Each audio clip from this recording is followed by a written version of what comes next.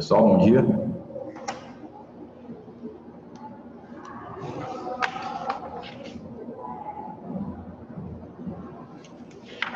Pessoal, bom dia.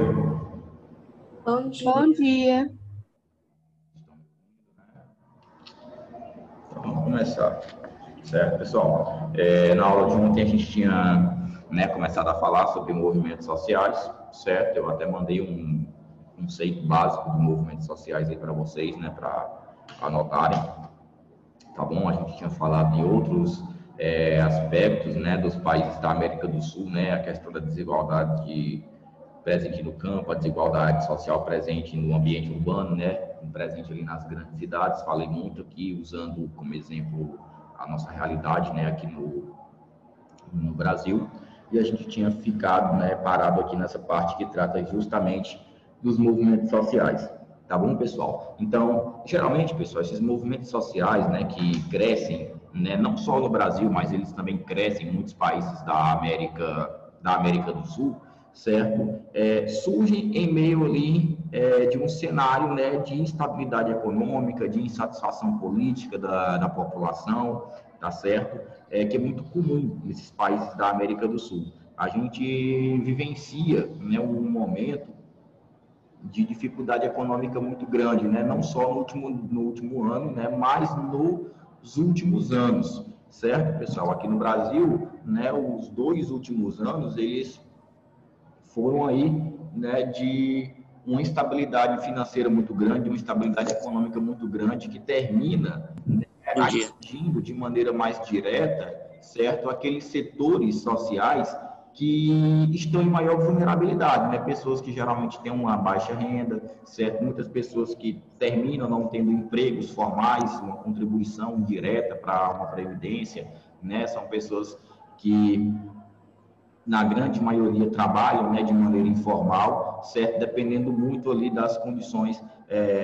da economia do país, ok? E esse processo de insegurança, de instabilidade econômica, de insegurança econômica, que atua, certo, nos países da América do Sul, no momento, eles criam uma insatisfação muito grande por parte da população, certo, pessoal? E essa insatisfação com relação às condições sociais, às condições de vida, às condições de saúde, de segurança, de emprego, as condições econômicas do país que não são favoráveis, certo, para o crescimento do emprego, certo, para a criação de novos postos, novas vagas de emprego, sem falar em uma série de outras insatisfações, desses grupos minoritários do Brasil, muitos deles que não têm acesso aos seus direitos, da maneira como está expressa na Constituição, faz com que esses grupos eles se reúnam, em meio a esses movimentos sociais, justamente para lutar pela aquisição daqueles direitos dos quais eles não têm.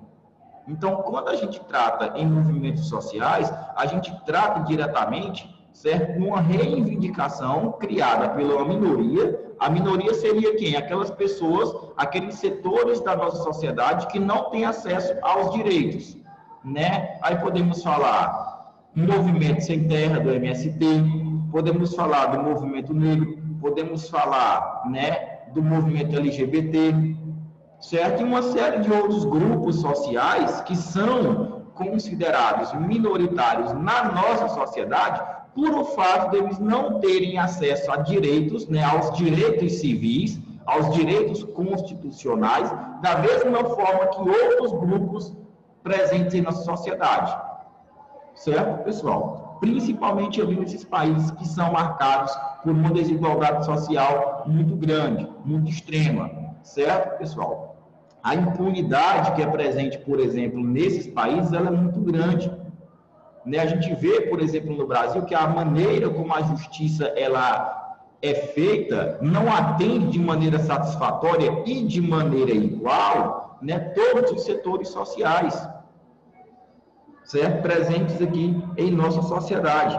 Então, no decorrer da história desses países, tivemos aí muitas fases marcadas por regimes autoritaristas, certo, pessoal? Como, por exemplo, a ditadura militar no Brasil, né, Pinochet no Chile e outros grandes movimentos ditatoriais que se espalharam, né, pelo continente americano, né, que combateram, né, de maneira repressiva, até mesmo com a utilização da violência, essas lutas sociais, justamente por elas atingirem setores políticos, pessoal, certo?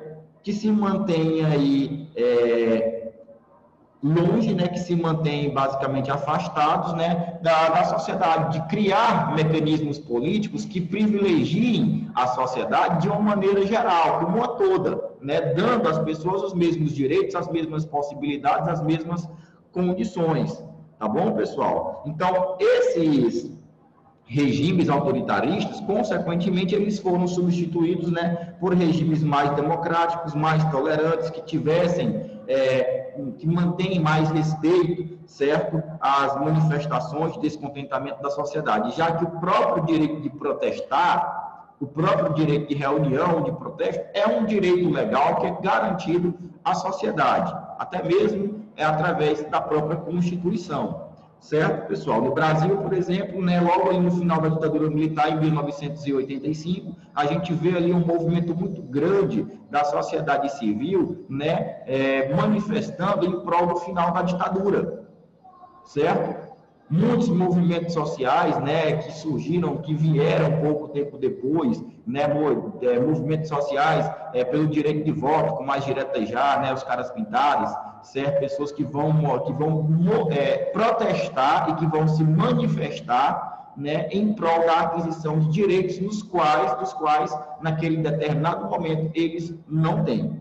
Tá certo, pessoal? Então, entre ali o período da década de 70, né, e da década de 80, a América do Sul, como um todo, né, como uma toda, ela passou por um importante processo de transição, pessoal, democrática, né? São finais de regimes ditatoriais que se instalaram que ainda estavam ali em manutenção há décadas na América do Sul, né, que começaram a ruir e dar lugar, né, a serem substituídos por regimes democráticos, certo, pessoal? Como acontece aqui no Brasil, né? Em 85 tem o fim da ditadura militar e logo em 88 a gente vai ter ali uma nova Constituição, né, sendo elaborada para o Brasil, uma Constituição cidadã. Ela é justamente uma Constituição cidadã por o fato, pessoal, dessa nossa última Constituição de 88, ela querer suprimir, né, muitas características autoritaristas, ditatoriais, que ainda vigoravam durante o período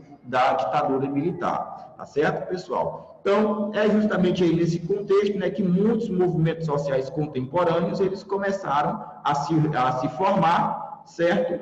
Com grupos, né, grupos de pessoas se reunindo de maneira espontânea, né, e organizando-se para poder atuar de maneira coletiva em defesa das suas necessidades, em defesa de seus direitos políticos, de seus direitos sociais e principalmente em defesa da participação, né, na elaboração e na construção de uma sociedade que fosse mais democrática, participativa, que ouvisse, né, de maneira mais direta a própria sociedade. Tá bom, pessoal? Então, a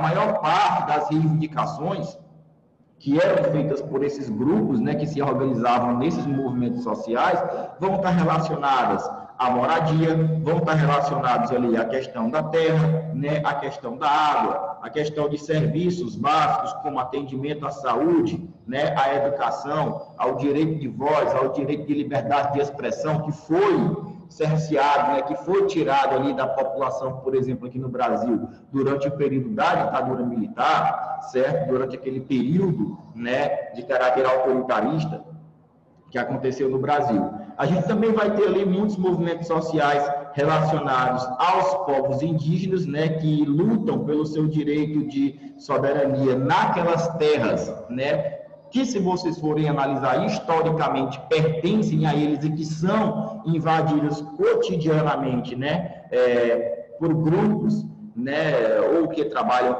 ou para criação de pastagem, ou então por empresas, né, que trabalham no ramo madeireiro, ou então empresas que trabalham no ramo de extração mineral, ou então de extração vegetal, pessoal, tá bom? Então, esse movimento indígena não é tá bom, presente, característico somente aqui do Brasil, não. Ele é atuante em todo o continente americano também, certo, pessoal? E esses movimentos, eles lutam não somente pela própria preservação ambiental e pela própria preservação e direito, né, de posse daquelas terras nas quais eles vivem, né, desde gerações passadas, mas também são movimentos que procuram lutar e preservar a sua cultura, a sua língua, as suas manifestações, né, que são características daqueles grupos, pessoal, ok?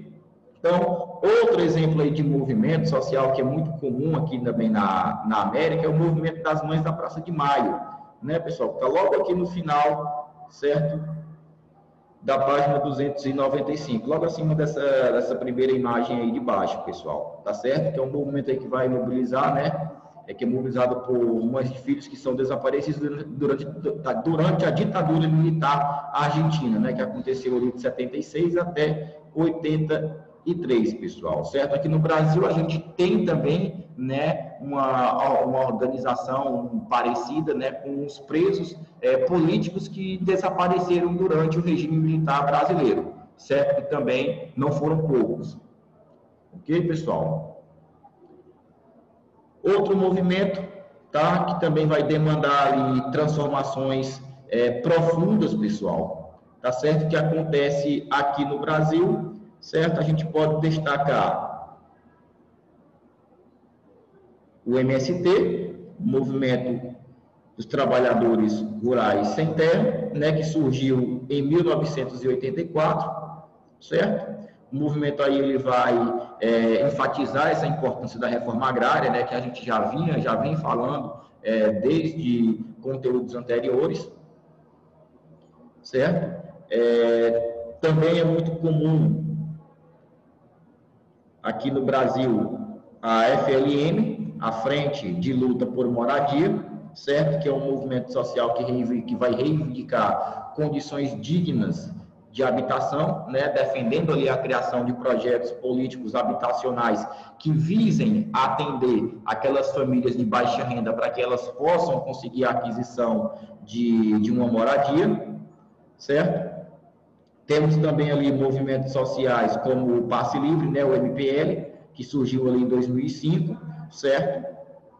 Durante o Fórum Mundial Social de Porto Alegre, que é um movimento que pleiteava, né, a gratuidade do serviço público, no caso do serviço de transporte público, estimulando a ampliação desse setor para atender a demanda da população, pessoal, tá bom? Então, aqui são somente alguns dos movimentos sociais que são atuantes aqui no continente americano, tanto na Argentina como no Brasil, como também em outros países, né, do continente, dessa parte sul do continente americano. Tem um movimento social também que começou no Canadá, né, que é conhecido como a Marcha das Vadias, que inclusive tem também atuação desse movimento social aqui no Brasil, pessoal, e também em outros países da América do Sul, né, que é um movimento de caráter feminista, né, que luta principalmente por uma paridade, né, por uma igualdade de direitos entre homens e mulheres, pessoal. A gente sabe que na atualidade, né, mesmo as mulheres, elas passando muito mais tempo se preparando, estudando, muitas delas tendo maior capacitação para o trabalho,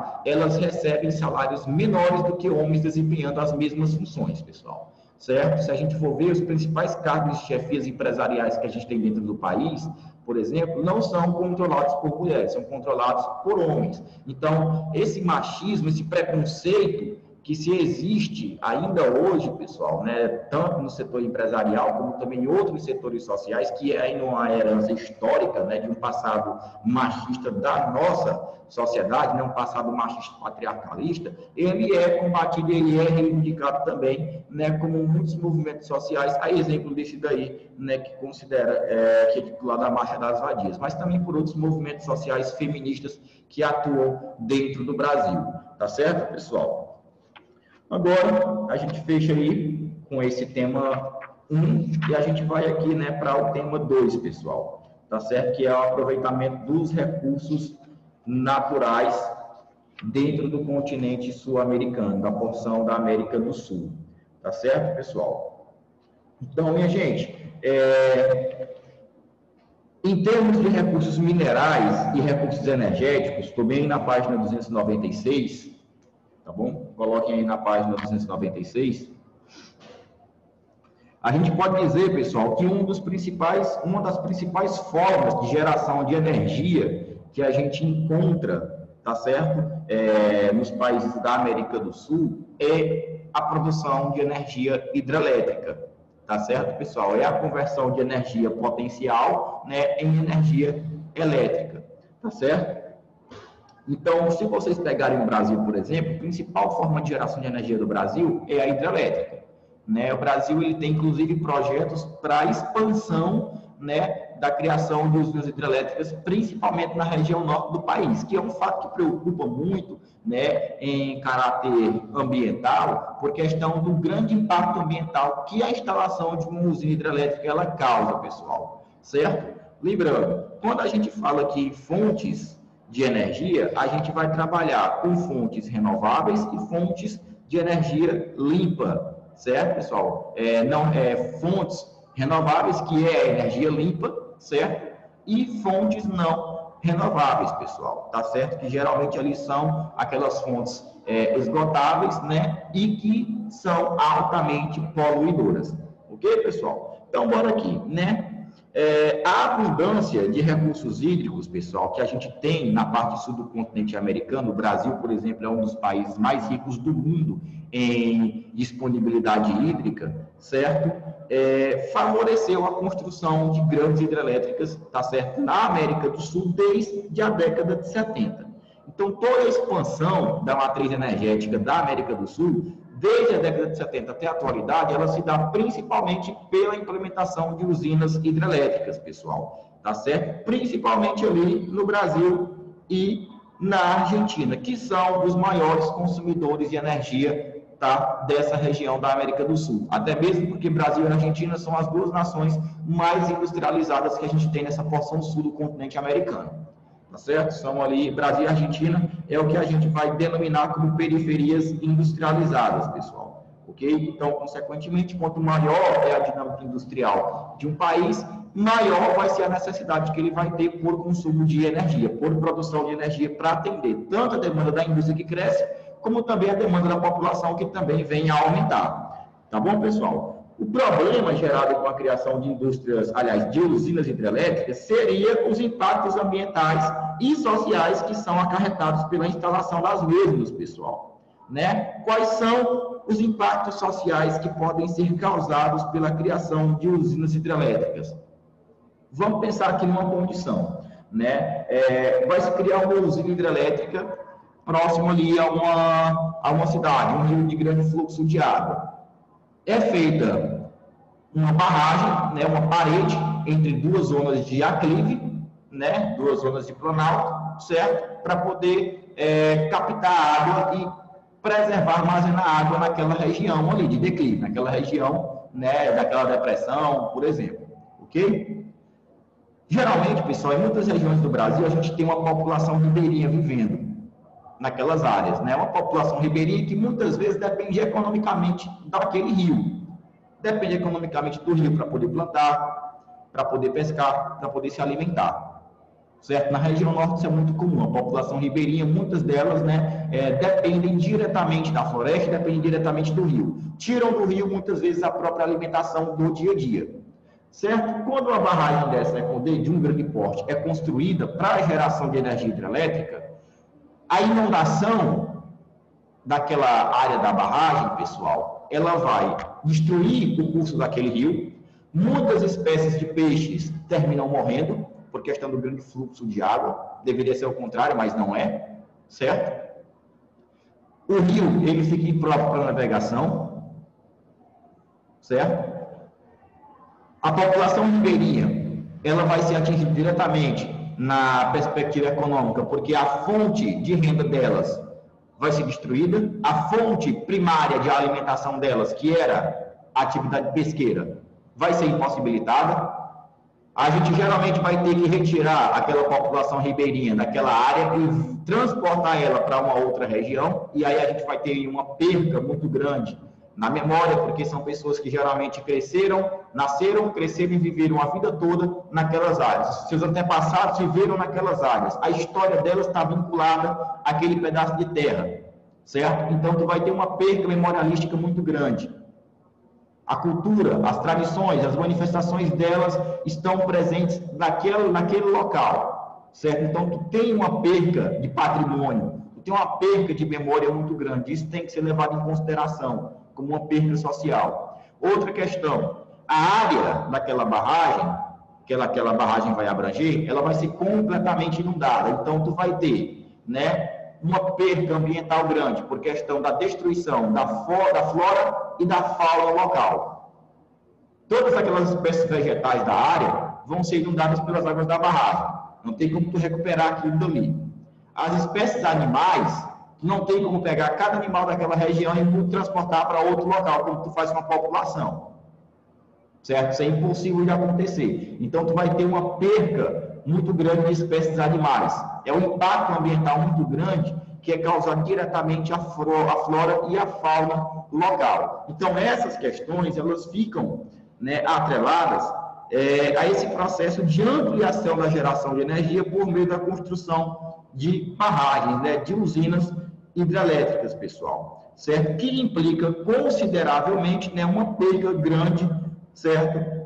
Para a biodiversidade local, certo? Outro fator, pessoal, seria muito mais fácil, né, o país ele investir na produção de energia limpa, na produção de energia renovável, energia eólica, energia solar, né? A energia solar tanto na forma térmica como na fotovoltaica, que é a mais comumente utilizada, por exemplo, aqui na região, né, que é com a captação dos painéis de energia solar, aqueles painéis fotovoltaicos, certo? O problema seria qual, pessoal? O custo para a implementação, certo? O custo para a implementação dessas fontes, né, alternativas de energia, dessas fontes de energia limpa, é muito caro, certo?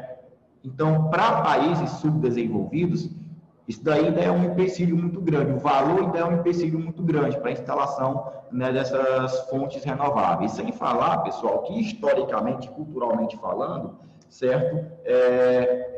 Não é uma característica desses países subdesenvolvidos ou que ainda estão passando por processo de desenvolvimento, investir tanto dinheiro assim, né, na produção de energia alternativa, como, por exemplo, na Europa. A Europa ela tem um projeto para algumas décadas, né, de substituir completamente a energia, a matriz energética do continente, principalmente dos países da União Europeia, né, do bloco econômico, por uma matriz renovável, por energia limpa, né, energia eólica e energia solar, principalmente energia eólica, pessoal. Tem países como a Holanda, por exemplo, que são aí países líderes do mundo em geração de energia limpa, certo? O Brasil ele vem investindo, né, nos últimos anos cada vez mais na produção de energia limpa, pessoal, principalmente em energia eólica, né? Aqui próximo a Picos, a uns 100 e poucos quilômetros aqui logo na serra, né, a gente vai ter um grande parque de geração de energia eólica, pessoal, certo? No litoral também a gente vai ter uma geração muito grande de energia eólica, e isso distribuído a território nacional. Mas mesmo assim, o que se gera de energia limpa,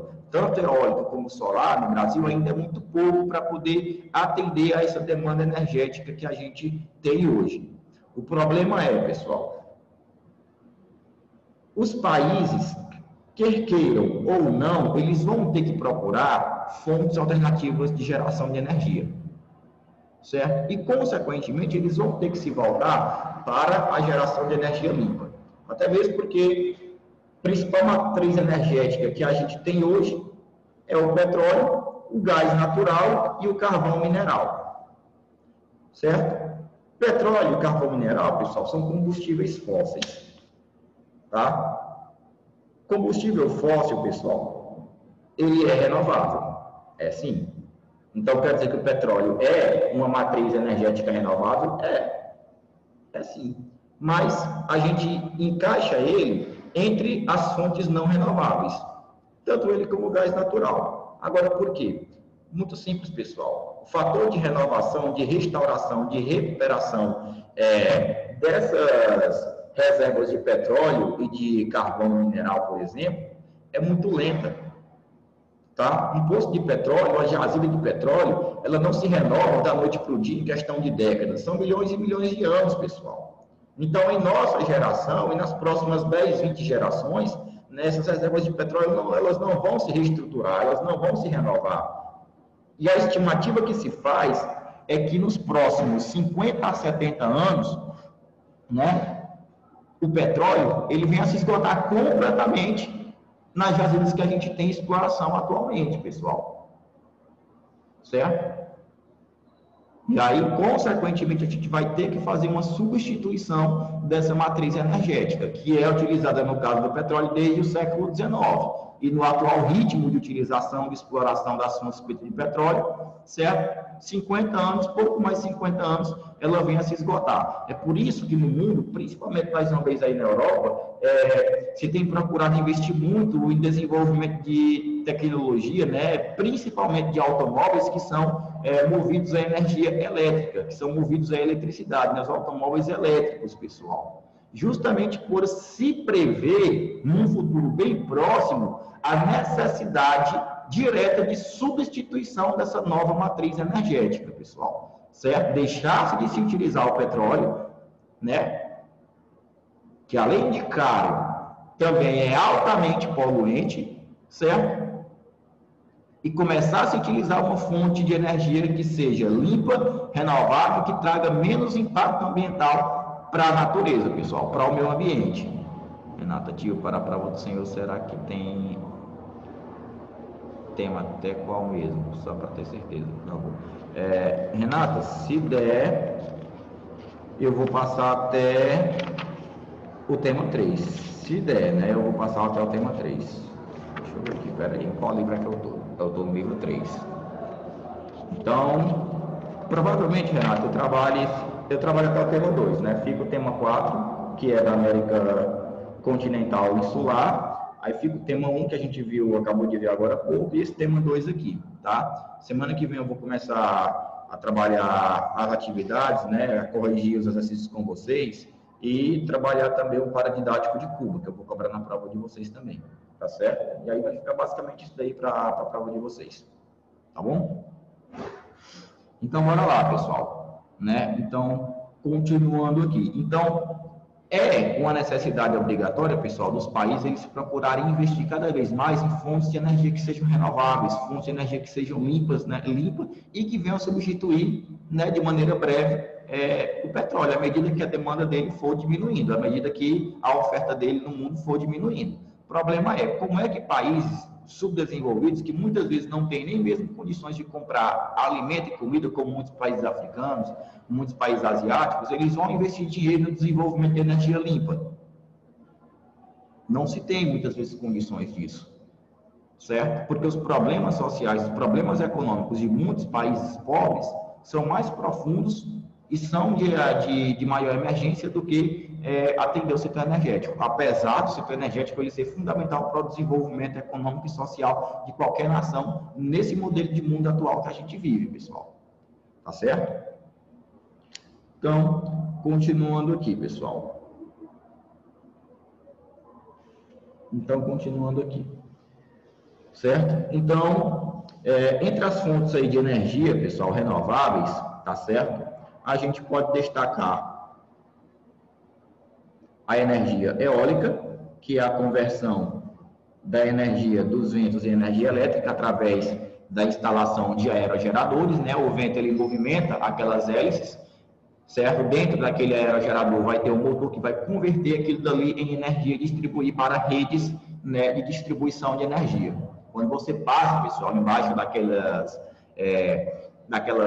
daqueles aerogeradores, né, que tem uns cabos de alta tensão, você consegue ver, escutar a zoada, né, da eletricidade, dada ao nível de energia que é produzido por aqueles aerogeradores. O outro modelo que a gente pode destacar é a energia solar, né? A mais comum é a fotovoltaica, certo? Aqui no Piauí não é muito comum a utilização da energia solar, né? Aqui em Pix a gente tem aí algumas empresas que estão trabalhando com a instalação de energia solar, né? Em residências, né? Mas ainda é muito caro, ainda é uma realidade muito cara, pessoal. O menor orçamento que tem da instalação de uma central de energia solar em residência é R$10.000. Então, para a realidade da grande maioria das pessoas, ainda é muito caro, é algo ainda muito distante.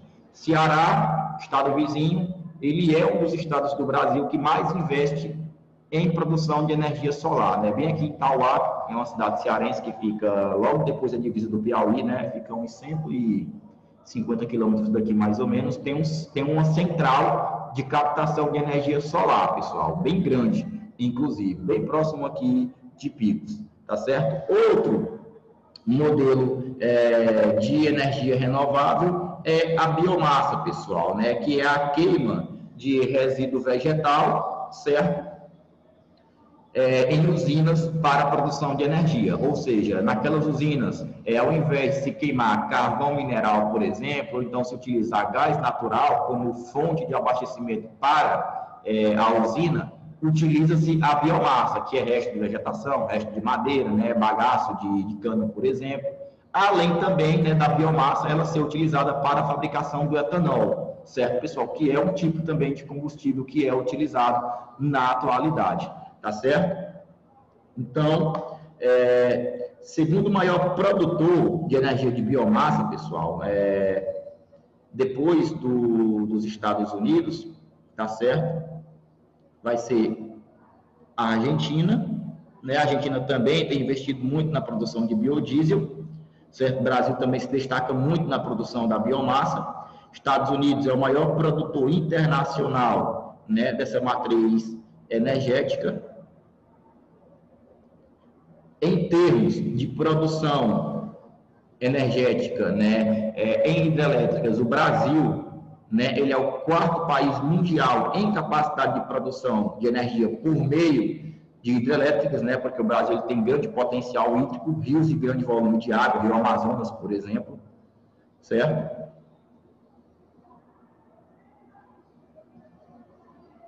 Cadê mais?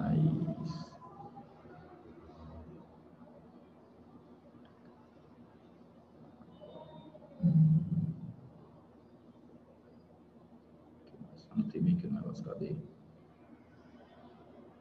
Pronto.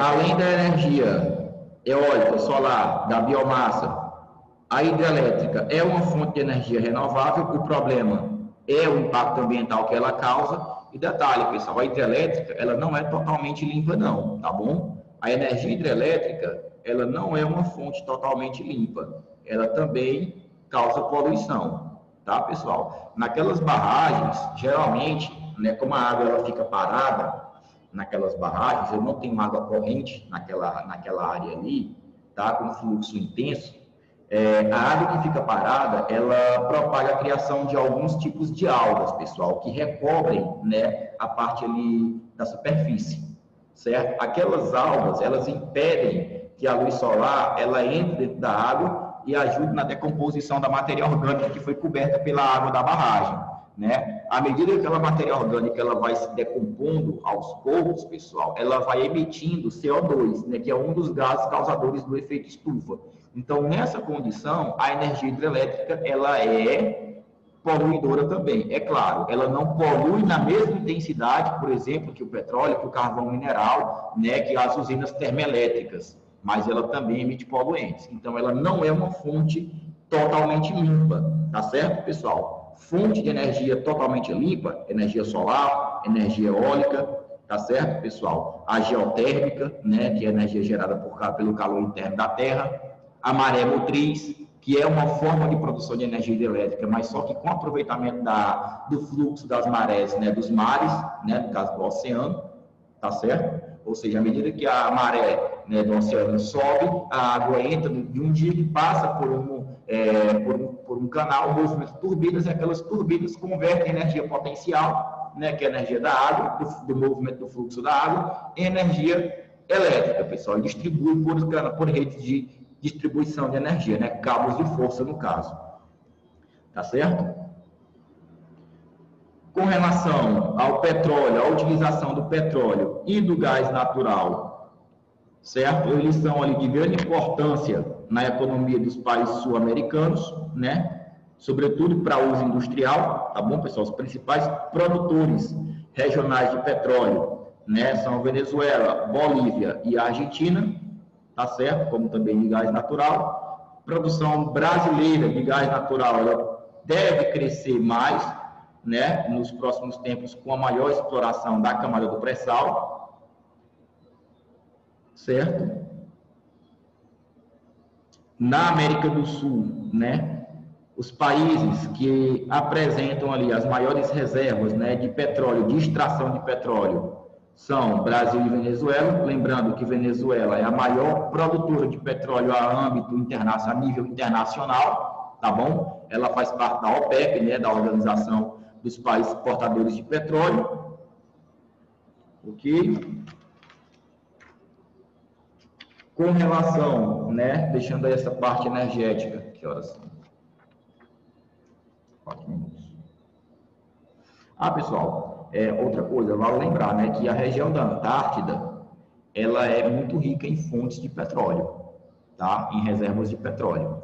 O problema existe um tratado internacional que impede a exploração, né, da Antártida. Na verdade, a Antártida é um território internacional, ela não pertence a nenhum país, certo? Através de acordos internacionais.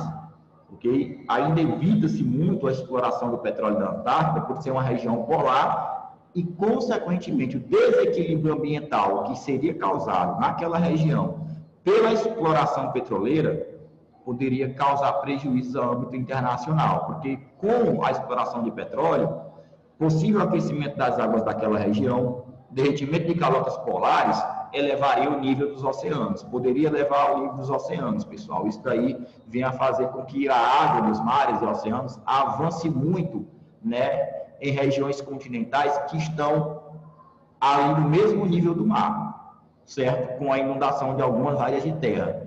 Então, as questões envolvendo a exploração de petróleo e também de outros recursos minerais na Antártida ainda é muito polêmica, certo? A gente vê mais para frente.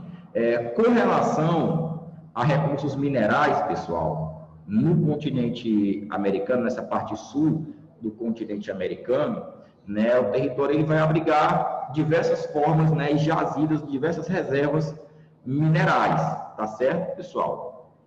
Petróleo é só uma delas, né? Petróleo que é presente aí no Brasil, na Venezuela, na Bolívia, tá? Peru, ele é muito rico em zinco, certo? Que também é muito rico, que também é muito comum na Bolívia. Minério de cobre, né, é extraído no Chile, principalmente ali naquela região do deserto do Atacama, certo? Brasil também vai ser importante pela grande extração de minério de ferro. Aliás, o Brasil está entre um dos maiores produtores mundiais de minério de ferro, que é né, dos produtos que é vendido, exportado pelo Brasil, é uma commodity brasileira que é vendida para o mercado externo, certo? Porém, como toda atividade de extração mineral, certo? Essas atividades, elas geram um impacto ambiental muito grande, porque toda atividade de extração mineral, ela necessita da retirada da vegetação natural, o que causa a erosão do solo, por ele ficar exposto, né, à ação da chuva, né, à ação do vento. Geralmente, a extração mineral, por exemplo, no minério de ferro, ele necessita da utilização de produtos químicos, pessoal, que contaminam o solo e contaminam a água. Por exemplo, o chumbo, né, que pode causar muitos tipos de câncer, certo? E entre os recursos, pessoal, minerais que mais são explorados na América do Sul, a gente vai ter carvão mineral, petróleo, gás natural, minério de ferro, manganês, cobre, zinco e chumbo, estanho, prata, ouro, bauxita, né, o nitrato, certo? Que são aí todos explorados para atender à produção industrial, pessoal, tanto dos países da própria América do Sul, como também para serem vendidos para outros países do mundo, tá certo, pessoal? Então, a gente para aqui, Beleza, pessoal? Na semana que vem, já está terminando aqui a aula, na semana que vem a gente termina, né, com esse conteúdo e já começa com aquele livro sobre Cuba, tá certo? A debater ali as páginas que eu passei para vocês do livro de Cuba. Tá bom, pessoal? Pois, bom dia para vocês, bom final de semana. Semana que vem a gente... Tchau, professor. Tchau, professor. Tchau, pessoal. Tchau, tio.